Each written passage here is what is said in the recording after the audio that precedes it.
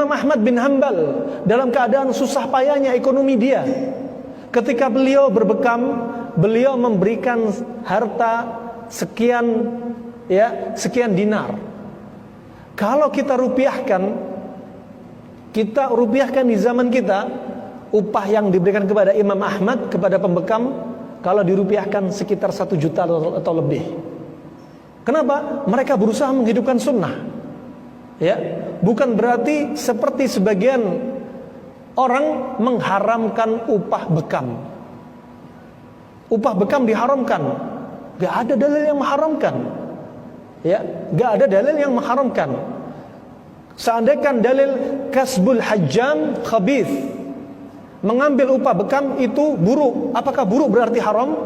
Di sini bukan haram. Rasulullah memberikan upah, Imam Ahmad memberikan upah. Itu para hadirin, jangan sampai salah paham, mengharamkan upah bekam sehingga kalau Anda berbuat bekam atau Anda berobat bekam, kemudian Anda nggak memberikan upah kepada pembekam. Justru ini tidak memuliakan sunnah. Tidak memuliakan sunnah, karena sebagian orang mengharamkan upah bekam. Naam, rahimani wa rahimakumullah. Di zaman dahulu ketika kita tanyakan kepada sebagian masyayikh, naam, bahwasanya bekam di masa lalu kenapa dinamakan khabith, buruk? Karena di masa lalu orang membekam itu menggunakan tanduk sapi. Setelah diisap dengan tanduk, kemudian ujung tanduk yang sudah dilubangi ini ditutup dengan sesuatu untuk menutup sehingga hawanya menyedot kulit. Kemudian beberapa menit kemudian dilepas, disayat. Masa lalu disayat dengan pisau atau pedang. Ya. Setelah disayat diisap lagi. Ketika itulah darah keluar. Ketika diisap darah keluar, terkadang darah penyakit itu masuk kepada mulutnya pembekam. Sehingga apa? Termasuk pekerjaan yang jorok pada waktu itu.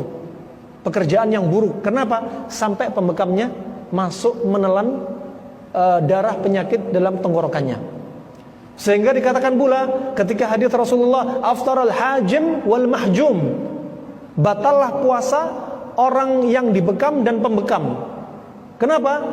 Dikatakan oleh para ulama, karena bekam pada waktu itu memungkinkan darah ketelan.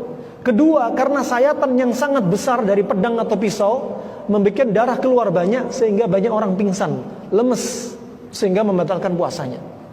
Akan tetapi hadis ini mansukh dengan hadis yang lainnya, yaitu bahwasanya Rasulullah ihtajaman Nabi sallallahu alaihi wasallam wa huwa shaim.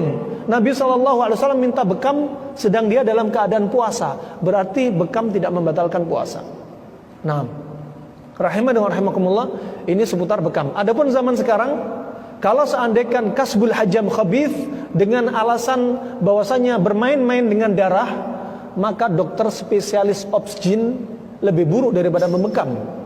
Karena dia melihat darah dari kemaluan wanita, darah nifas. Karena dia bermain-main dengan darah. Begitu pula para dokter ahli bedah, berarti lebih buruk daripada upahnya pembekam kalau dalilnya bermain-main dengan darah. Adapun di masa sekarang, ya, sudah ada alat-alat bekam yang sudah modern tanpa kita kontaminasi antara mulut kita dengan darah pembekam. Nah, rahimani wa rahimakumullah, ini yang perlu diluruskan. Kemudian ketika Rasulullah naik ke langit, malaikat bertanya, "Muru ummatakum bil hijamah." Obatilah umat kalian dengan berbekam. Bekam di masa sekarang butuh modal.